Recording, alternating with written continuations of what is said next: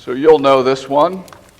Just sit right back and you'll hear a tale of a fateful trip that started from this tropic port aboard this tiny ship. The mate was a mighty sailing man, skipper brave and sure. 5 passengers set sail that day for a 3-hour tour.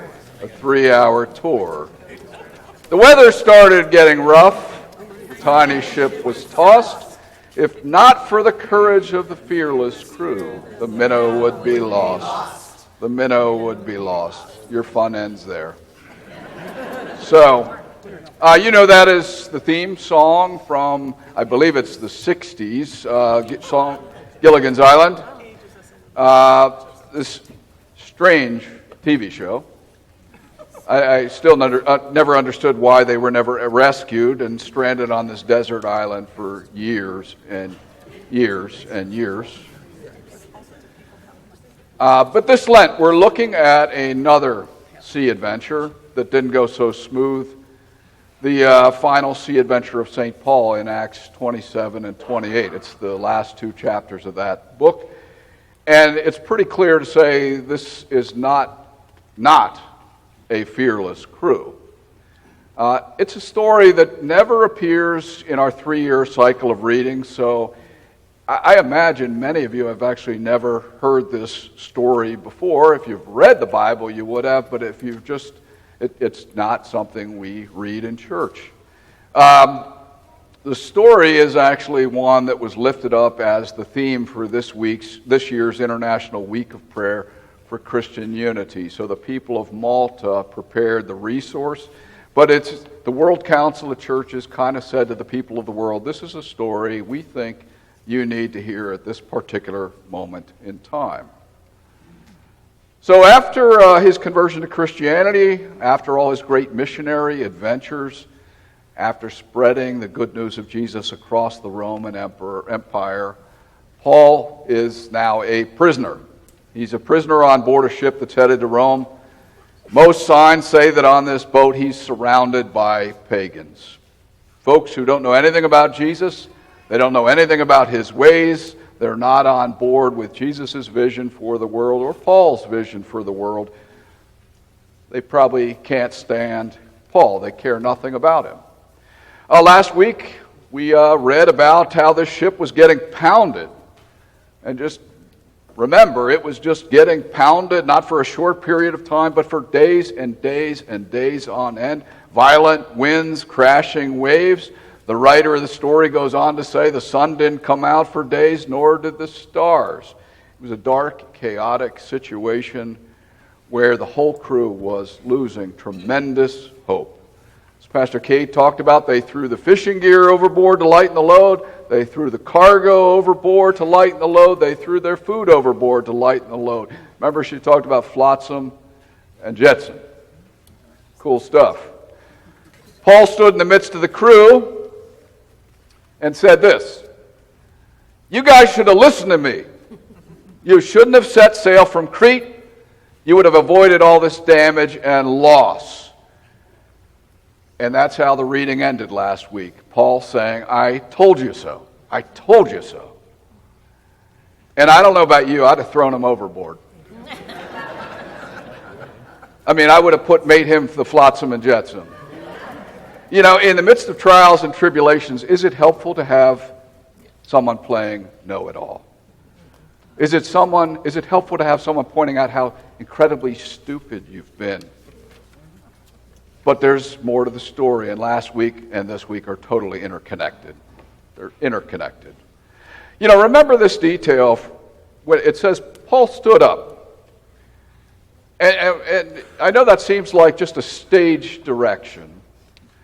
But in the original text, it makes it clear it's not stage direction. It's saying God makes Paul stand up, and God gives Paul the words to say. The words that come out of his mouth are God's inspired words. They're not Paul's words. They're God's words. Words that the crew facing chaos absolutely needed to hear. Paul, in a sense, becomes this instrument bearing witness in a chaotic situation, in a very, very difficult situation. And what does he say? What does he say? He cheerleads. He becomes an encourager. He says, guys, be cheerful, be joyful, have courage. This temporary hardship will not destroy you, and it will not destroy me. The only loss is going to be the ship, but all of us are going to get out of this tough spot. We're going to get through this. So don't give up. Do your part. Keep at it, sailors. Keep sailing. Do your part. That's what he says. You know, remember, Paul at one point in his life had been, I kind of say he was a terrorist. Essentially, he persecuted Christian people, had them dragged off to be killed. He was a closed-minded, intolerant person for a long time, but thankfully he changed. He became spiritually open at some point in time. Something radical changed. Became a spiritually open person, receptive, ready for God to speak into his life. He became a better listener, ready to listen to what God has to say.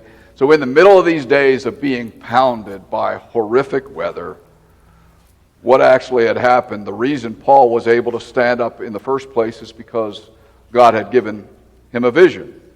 A vision that strengthened him, that boosted his spirits, and I would say probably sustained him to the very last day of his life.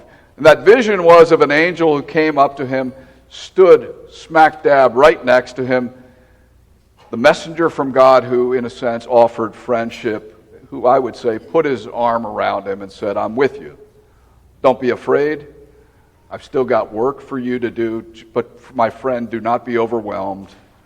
So get busy, I'm with you, and lend your strength to others, and I will always be by your side.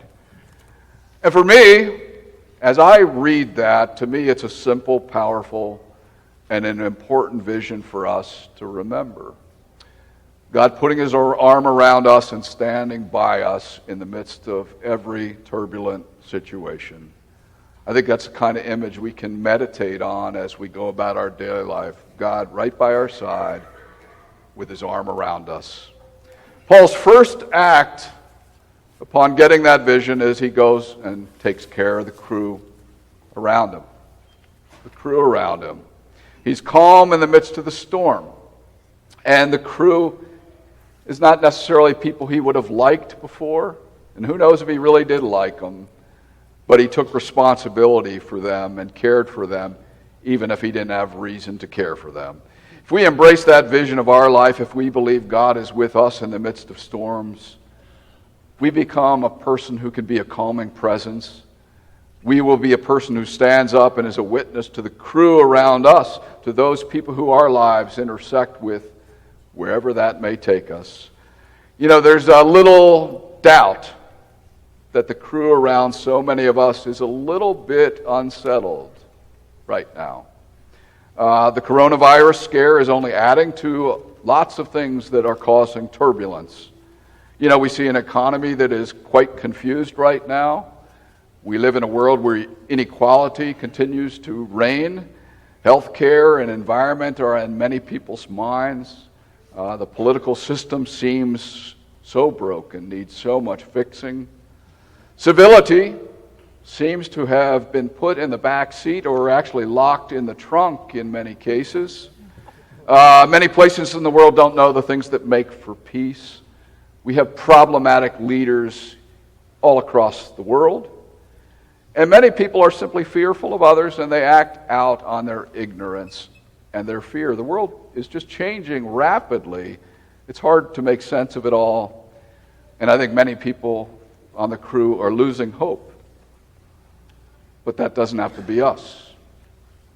In the midst of it all, do you and I dare to believe that we can be the voice that our neighbor needs?